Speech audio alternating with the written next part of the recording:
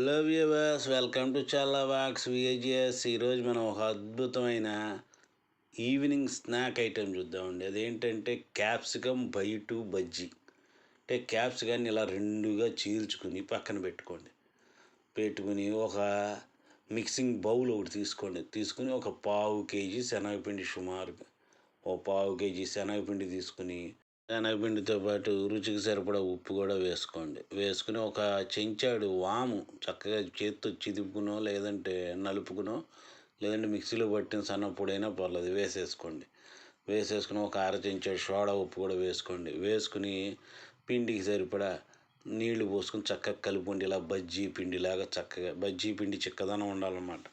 పక్కన పెట్టుకోండి. ఇప్పుడు ఏం చేస్తాడు, పొయ్యి మీద బాండీ పెట్టుకుని బజ్జీలకు సరిపడా నూనె వేసుకుని వేయించడానికి సరిపడా బాగా కాగనివ్వండి. నూనె కాగిన తర్వాత సిమ్లోకి తెచ్చేసుకోండి.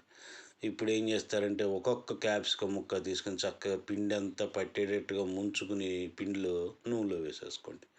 అంతే, ఇలా ఒక్కొక్కటి చక్కగా వేసుకోండి.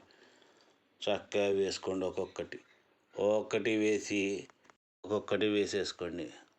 చక్కగా అన్ని క్యాప్సికమ్ ముక్కలు చక్కగా పిండిలో బాగా ముంచి నూనెలో వేసేసుకోండి. చూసారు, చక్కగా అలాగనమాట. ఒక్కొక్కటి అంటుకోకుండా ముందే వేసిన 2-3 నిమిషాల్లోనే వేరు చేసుకోవాలి. లేదంటే మళ్ళీ వేరు చేసుకోవాలంటే ఇబ్బంది పడతాం అనమాట. అందుకని చక్కగా ఒక్కొక్కటి అలా వేరు చేసుకుని చక్కగా అటు ఇటు తిప్పుకోండి.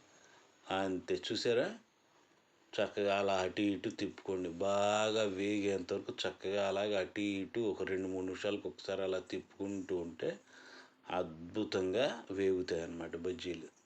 చూసారా, చక్కగా అన్నమాట.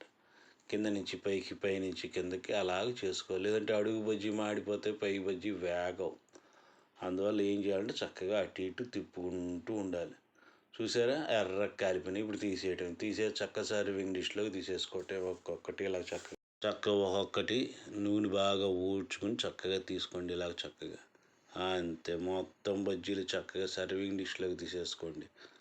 అద్భుతమైన క్యాప్సికమ్ బైటు బజ్జీ చూసారా ఎంత బాగున్నాయో. ఇంకా మనకు ఓపుకుంటే ఇందుట్లో పచ్చిమిరపకాయ సన్నగా దొరుకుని చాట్ మసాలా వేసుకుని చక్కగా బజ్జీ చాట్ మసాలా చేసుకోవచ్చు. ఇంకా అద్భుతంగా ఉంటుంది అన్నమాట. Please subscribe, share and like. Thank you.